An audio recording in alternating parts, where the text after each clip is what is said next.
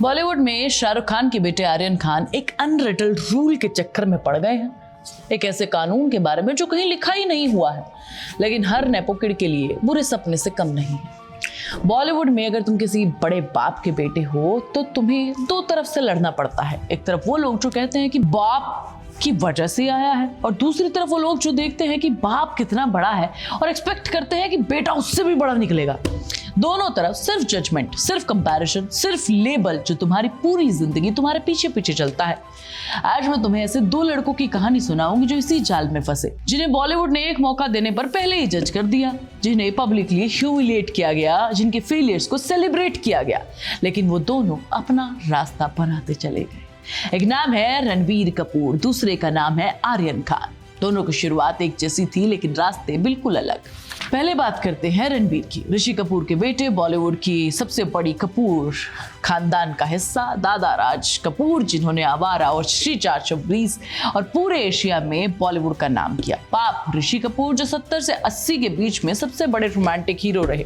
बॉबी, कर्ष, चांदनी एक के बाद एक हिट दी। इस घर में पैदा होना एक बड़ा प्रिविलेज था और दूसरी तरफ एक बहुत भारी बोझ। रणबीर जानते थे कि अगर उन्होंने ये इंडस्ट्री ज्वाइन की तो हर कदम पर कंपैरिजन होगा, इसलिए उन्होंने एक काम किया जो बहुत कम स्टार किड करते हैं। न्यूयॉर्क गए और वहां पर जाकर थिएटर और ये सब फिल्म इंस्टीट्यूट में एक्टिंग सीखना शुरू कर दिया ताकि लोग जज कम करें।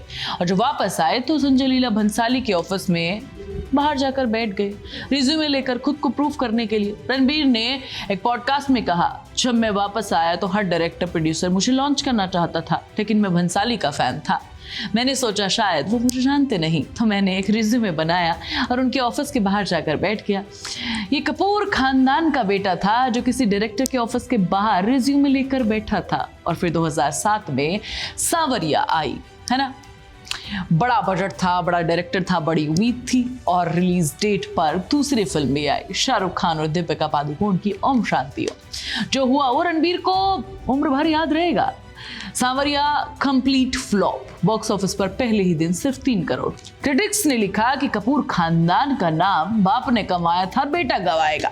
सोशल मीडिया नहीं था उस टाइम पर, लेकिन न्यूज़पेपर थे, और न्यूज़पेपर में वो हेडलाइन थी जो किसी को भी तोड़ने के लिए काफी थी। रणबीर ने एक इंटरेस्टिंग बात भी कही, मुझे खुशी है कि सांवरिया फ्लॉप हुई क्योंकि उसने मुझे जमीन पर रखा। उसने मुझे याद दिलाया कि सक्सेस अज्यूम नहीं की जा सकती, ये माइंडसेट था, और इसी माइंडसेट ने रणबीर को बचाया। वेकअप से आई, रॉक स्टार आई, बर्फी, धीरे धीरे एक ऐसा एक्टर सामने आया जो आज बॉलीवुड के सबसे बेहतरीन एक्टिंग करने वालों में गिना जाता है। अब आते हैं आर्यन खान पर। एसआरके के बेटे दुनिया के सबसे पॉपुलर फिल्म स्टार के घर पैदा हुए। जब आर्यन छोटे थे तब भी कैमरास थे, जब बड़े हुए तब भी कैमरास थे, पूरी जिंदगी कैमरा के सामने। लेकिन रणबीर और आर्यन में एक बड़ा फर्क था। रणबीर एक्टर बनना चाहते थे, आर्यन नहीं। आर्यन ने कभी स्क्रीन पर आने की कोशिश नहीं की। उन्होंने लिखना सीखा, स्टोरी टेलिंग सीखी, फिल्मों की भाषा सीखी, कैमरे के सामने नहीं कैमरे के पीछे का काम सीखा। ये एक ऐसे लड़के की चॉइस थी जो जानता था कि अगर मैंने एक्टिंग की तो पूरी दुनिया सार्के से कंपेयर करेगी, और अगर डायरेक्शन में गया तो शायद एक अलग पहचान बना सकता हूँ। ये एक ब्रेव मोमेंट था, लेकिन अकेले चलने वाला। और फिर अक्टूबर 2021 आया, वो रात जिसने आर्यन खान की जिंदगी बदल दी, है ना। रेड पड़ती है, बेटे का नाम आता है, अरेस्ट होते हैं बॉलीवुड के सबसे बड़े स्टार का बेटा हथकड़ियों में, है ना, और जेल में 26 दिन वो भी। मीडिया ने क्या कुछ नहीं किया उस टाइम पर। 24 घंटे लाइव कवरेज चलता था। एसआरके का बेटा ड्रग स्मगलर, खान का नाम डुबो दिया, खान का असली चेहरा, न जाने क्या क्या। कोई स्टेटमेंट नहीं दिया एसआरके ने उस टाइम पर। बस एक बाप जो अपने बेटे के लिए लड़ता रहा। कैमरा बाहर खड़े होने के बाद आंखें नीची करके चला जाता था। अक्टूबर 28 को हाई कोर्ट से बेल मिली, लेकिन केस चलता रहा। हर शुक्रवार एनसीबी ऑफिस में हाजिरी लगानी पड़ती थी। पासपोर्ट जमा था, इंडिया से बाहर नहीं जा सकते थे, और मई 2022 में एनसीबी ने खुद क्लीन चिट दे दिया। आर्यन खान के खिलाफ पर्याप्त एविडेंस नहीं था। एक लड़का जिसने कुछ नहीं किया 26 दिन जेल में रहा, महीनों तक ह्यूमिलिएशन झेला। कहा गया कि माफी मांगो, लेकिन वो महीने, वो हेडलाइन, वो रातें जो जेल में बिताई वो कोई वापस नहीं कर सकता।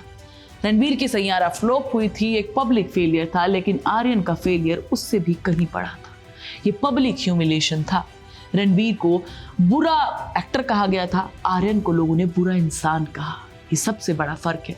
एक एक्टर का फेलियर को ऑडियंस भूल जाती है और जब अगली हिट आती है तो फिर से उसकी इमेज बदल जाती है। जब लोग एक बार जज करते हैं, इस चीज में लोग जल्दी भूल जाते हैं। इमेजिन करना, लेकिन आर्यन के लिए ये बहुत बड़ा था। रणबीर के पास एक ऑप्शन था, अच्छी फिल्में करे लोग भूल जाएंगे। आर्यन के पास कोई रोड मैप नहीं था। 3 साल 2022 से 25 तक आर्यन खान पब्लिकली कहीं नहीं दिखे, कोई इंटरव्यू नहीं, कोई सोशल मीडिया पोस्ट नहीं, कोई इवेंट नहीं, बस चुप। लेकिन अंदर वो काम कर रहे थे, है ना। एक इंटरव्यू देख रही थी, उससे पता चला कि आर्यन और उनके दोस्त सालों से शॉर्ट फिल्म बनाते आ रहे, फोन से कैमरा पर खुद से शूट करते थे, एक्टिंग करते थे, खुद डायरेक्शन करते थे, खुद डायलॉग लिखते थे। ये ट्रेनिंग थी जो पब्लिकली नहीं थी, कैमरास के सामने नहीं थी। एक ऐसे लड़के की ट्रेनिंग जो एक दिन कुछ प्रूव करना चाहता था। सितंबर 2025 द बडास ऑफ बॉलीवुड नेटफ्लिक्स पर रिलीज हुई, आर्यन खान का डायरेक्शन।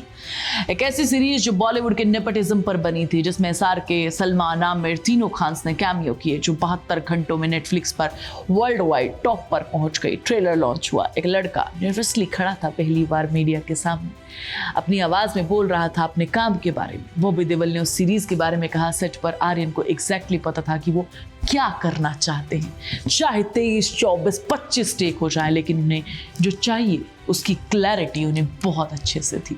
एक डायरेक्टर का विजन होता है और ये बहुत रेयर होता है।